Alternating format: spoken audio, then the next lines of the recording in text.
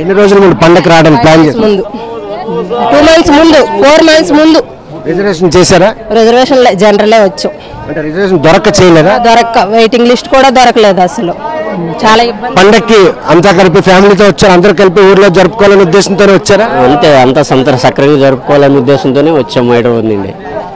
హైదరాబాద్లో ఉద్యోగం చేస్తున్నారు, ప్రైవేట్ ఎంప్లాయ్ మామూలు.